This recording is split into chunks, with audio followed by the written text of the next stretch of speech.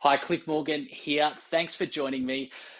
Recently, I shared a video about how great leaders create the opportunity to lead. The reality is, they also create the opportunity to be led. I was coaching an executive recently who was having some challenges managing up. And this executive is highly competent, highly confident, and empowered to run things at a state level. Every time he met with his senior leader, the senior leader wanted the executive to kind of lay out all the problems he was facing and collaborate and work through each one of them to a solution.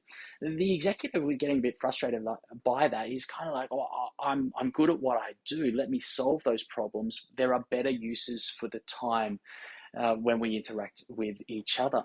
And as we were kind of working through this scenario, we both agreed that the motivation and intent of the senior leader was a good one. He's a very people focused leader, and we agreed that the way that he was trying to support his team and the way that he, or one of the ways that he feels like he is doing his job as a leader, is to collaborate around problem solving and finding solutions with his team.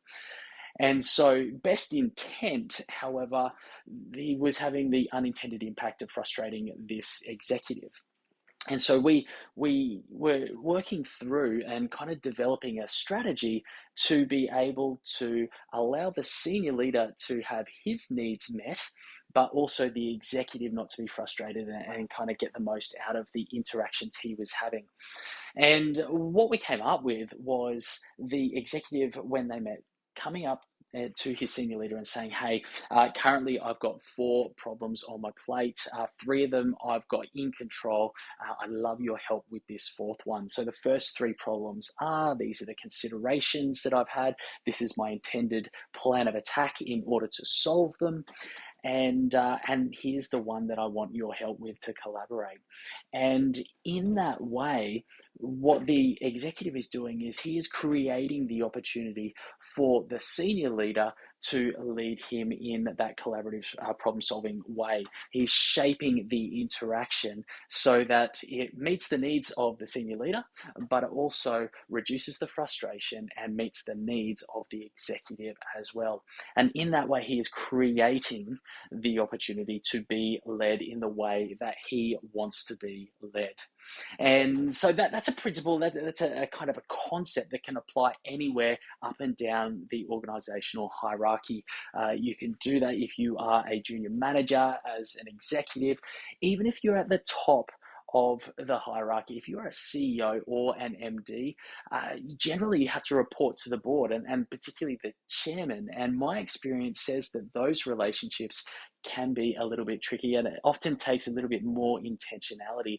And as CEOs, the really effective ones that I know are effective at shaping the interactions that they have with the board and the chairman in particular. And so really applicable at the top of the organization there as well. Hey, I hope that helps. I'd love to hear how you think that might apply in your world.